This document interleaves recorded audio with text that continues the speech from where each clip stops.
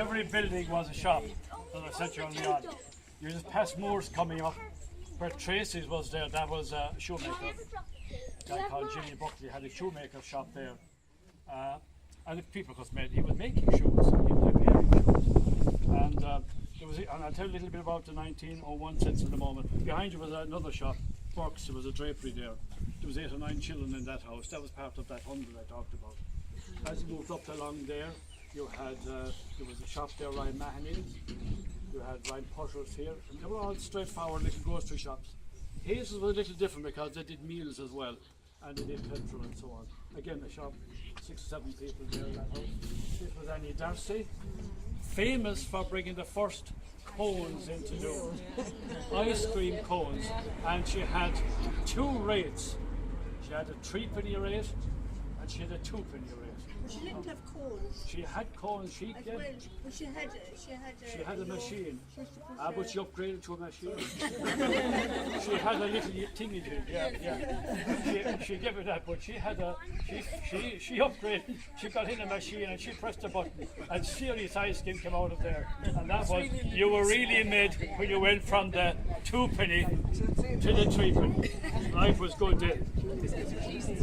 In 1901, there was 6 publicans in the village. There was a baker. There was a coachman. Let's think of the occupations now. There was a mason, and there was a land steward. There was a tinsmith, and he had another attachment. He couldn't read or write. 1901, and quite a large number of people in the 01 census couldn't read or write. Not unusual. Think about it. Not unusual. There was a smith's helper. There was 3 Christian brothers, and they had a very interesting person with them as well. She was referred to as a plain cook. There was obviously a difference between a cook and a plain cook. If you don't mind, in 1901, Doon had a charwoman. A charwoman, not just an ordinary cleaner, she was a charwoman. There was a dressmaker and a blacksmith and a coal dealer. There was a yardman and there was a barmaid, 1901. There was a feather and a skin merchant. There was a woman called a laundress. That's a series. We're getting into, Doon is beginning to go places. You have chair people here now and you have laundresses. There was 3 people get their occupation in 1901 as big.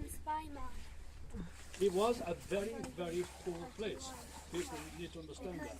And possibly one of the reasons for the coming of the nuns, because they were sisters of mercy, but they did have a role of helping the poor around the parish. So part of their original work was actually going out to visit and bring alms to the poor and so on. There was a guy referred to as a messenger boy.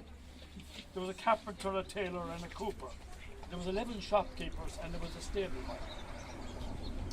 There were 3 teachers, a shoemaker, a bootmaker, and there was a corn maker. Come back to that one in a moment. There were 2 postmen. There was a gentlewoman. Her occupation was a gentlewoman. Doon was just not an ordinary little village. It's beginning to have aspirations. It has a gentlewoman. There was even, in 1901, a landlady, according to the census. There was a lodging housekeeper. That's mind-boggling. Lodging housekeeper in Doon 1901. There was actually, the convent had boarders, because now there was a boarding school at the top of the town, and there was approximately 40 young girls boarding there.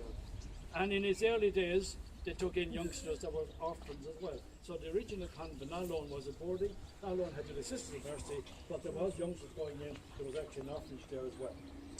Okay, you're the cattle dealer. There was Sisters of Mercy in 1901, there was 21 of them, and there was student boards in 1901, there was 20 of those.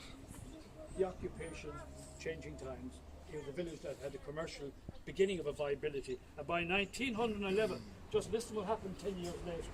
10 years later now, Doon had its first harness makers. It had a music teacher in 1911. And it had not just a feather dealer, it had a feather burger.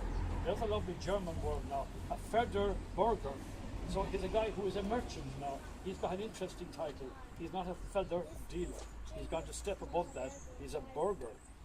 How Michael Carey had become Michael Carew. Somebody who was a feather dealer had now become a feather. there was a parish clerk, and here's another development. There's actually a midwife in Doon in 1911. And there's also a flour merchant, because now, of course, a lot of people not making their own flour anymore, they can go into the town and begin to buy it. By 1911, there are big changes. By the 1920s, they'll be exaggerated, because you're going to have more and more merchants that have things like, the corn, making of the mills and so on. And that'll go a little bit later on to the coming of the mill. Actually, Doon had his own mill. So he had his own mill in the 1930s. Okay?